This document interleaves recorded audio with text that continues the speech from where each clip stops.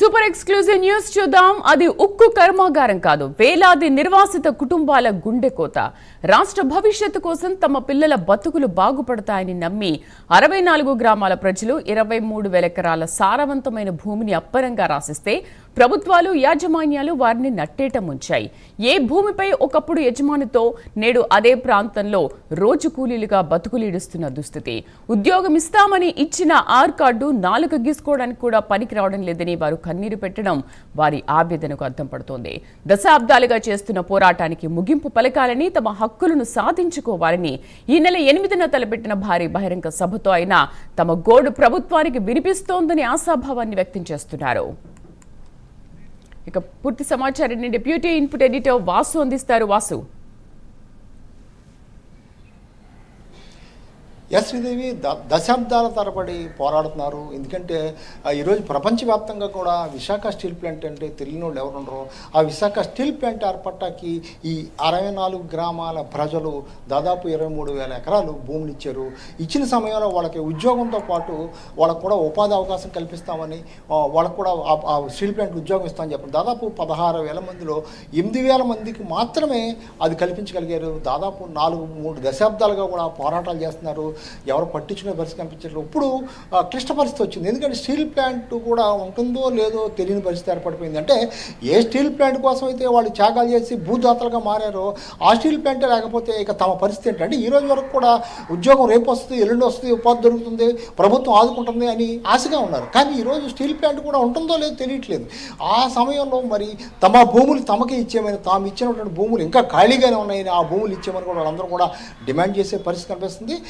దీనికి గత కొన్ని సంవత్సరాలుగా ఉద్యమం చేస్తున్నప్పటికీ ఎవరు పట్టించుకునే నేపథ్యంలో ప్రైమ్ 9 అండగా నిలబడింది. ప్రైమ్ 9 గ్రామాల్లోకి వెళ్ళి వాస్తవ పరిస్థితిని చూపించే ప్రయత్నం చేసింది. దీంతో ప్రజా సంఘాలు అయితేనే, ప్రజా నాయకులు అయితేనే అందరూ కదిలొచ్చారు. దీంతో ఫిబ్రవరి 8వ తేదీన గాజువాక లంకా గ్రౌండ్లో భారీ బహిరంగ సభ ఏర్పాటు చేశారు. దీనికి మాజీ న్యాయమూర్తులతో పాటు గత టీడీపీలో పనిచేసినటువంటి ఒడ్డే శోభనాధీశ్వరరావు, ప్రజాప్రతినిధి పనిచేసినటువంటి ఆయనతో పాటు బీఎస్పీ ఏపీ కన్వీనర్ మాజీ డీజీపీ పూర్ణచంద్రరావు వంటి ప్రముఖులందరూ కూడా ఈ ఉద్యమంలోకి ఎంటర్ అయ్యారు. ఈ ఉద్యమంలోకి వాళ్ళు కూడా వాళ్ళకు మద్దతుగా నిలుస్తున్నారు.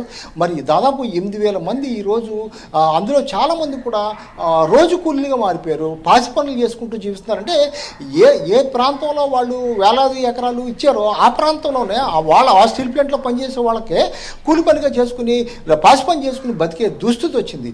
ఈ పరిస్థితి ఎందుకు వచ్చింది? తాము బతుకులు బాగుంటాయని తరాలుగా అంటే కొడుకులు, తాతలు, తండ్రులు ఎదురు చూస్తున్నారు. వాళ్ళందరూ కూడా ఆర్ కార్డు ఇచ్చారు. ఆర్ కార్డు అంటే రిహాబిలిటేషన్ కార్డు. ఆ పునరావాసంకు సంబంధించి ఆర్ కార్డు ఇంతవరకు కూడా కనీసం 4 గీసుకుంటా కూడా పనిచేయట్లేదు.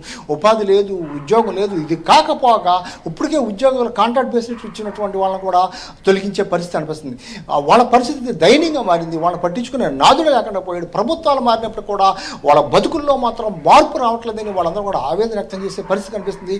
ఈ నేపథ్యంలో మొత్తం ఈ ఉద్యమాన్ని తీవ్రతరం చేసేందుకు, రాష్ట్ర వ్యాప్తంగా ఉద్యమం తీసుకెళ్లేందుకు తమకు న్యాయం చేయాలని డిమాండ్ చేస్తున్నారు. తాము కోరేది ఒకటే, ఈ భూ సంబంధించి మేము ఎన్ని ఎకరాలు ఇచ్చినప్పటికీ మాకు 1 ఎకరం భూమి ఇవ్వాలి. ఆ ఎకరం ఇచ్చే వరకు కూడా నెలకి భృతి కింద 25,000 మొత్తం కూడా నెలకి ఇవ్వాలి అని ప్రభుత్వాన్ని డిమాండ్ చేస్తున్నారు. ఈ డిమాండ్లతో 8వ తేదీన భారీ బహిరంగ సభ ఏర్పాటు చేశారు. ఈ బహిరంగ సభలో తమ డిమాండ్లు వెలిపుచ్చాక ఉద్యమ కార్యాచరణ కూడా ప్రకటించే అవకాశం ఉంది. ఇప్పుడు రాష్ట్ర వ్యాప్తం కావడంతో రాష్ట్ర వ్యాప్తంగా కూడా ప్రజా సంఘాలు అయితే, పార్టీలు అయితే అందరూ కూడా వాళ్ళకి అండగా నిలబడే అవకాశం ఉంది.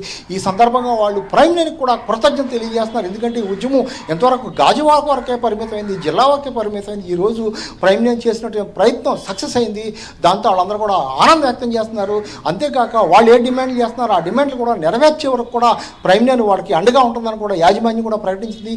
ఈ నేపథ్యంలో 8వ తేదీన జరిగినటువంటి బహిరంగ సభలో వాళ్ళ డిమాండ్లు వెళ్ళబుచ్చుతారు. ఉద్యమాన్ని కూడా ఏ విధంగా ముందుకు తీసుకెళ్లాలని కూడా వెళ్లించేందుకైతే వ్యూహరచన చేస్తున్నారు శ్రీదేవి. అయితే వాసు, దశాబ్దాలుగా పోరాటం చేస్తున్నప్పటికీ సమస్యకు పరిష్కారం దొరకడం లేదు. అసలు వాళ్ళ భూముల్లోనే వాళ్లే కూలీలుగా పనిచేసుకునే పరిస్థితి వాళ్ళ ఏర్పడిన నేపథ్యంలో ప్రభుత్వం దృష్టికి అసలు ఈ విషయం వెళ్ళిందా? వీళ్ళ డిమాండ్స్ ఏమైనా ఇప్పటి వరకు చెప్పారా? మరి ప్రభుత్వం నుంచి ఎటువంటి స్పందన వ్యక్తం అవుతోంది? శ్రీదేవి దాదాపు 4 దశాబ్దాలంటే 40 సంవత్సరాల నుంచి ఎన్ని ప్రభుత్వాలు మారుంటాయి.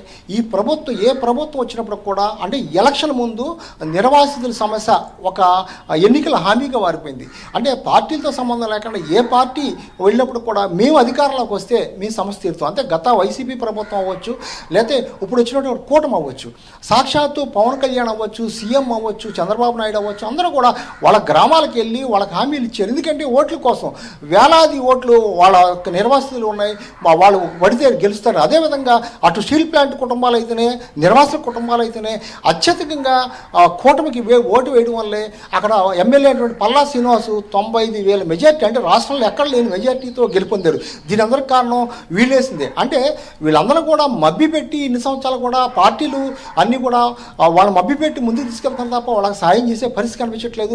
గత ప్రభుత్వాలు అవ్వచ్చు, ఇప్పుడు ప్రభుత్వం అవ్వచ్చు, అంటే వీళ్ళు ఇదే విధంగా ఉంటే వచ్చే ప్రభుత్వాలు కూడా ఇదే విధంగా వాళ్ళ ఒక ఓటర్లుగానో మొత్తం బానిసలుగానో చూసే అవకాశం ఉంది. ఈరోజు కూలి పని చేసుకునే పరిస్థితి, వందలాది ఎకరాలు ఇచ్చి ఆ ఎకరాలు కోట్లాది రూపాయలు విలువ చేసింది ఇప్పుడు కూడా ఖాళీగానే ఉన్నాయి.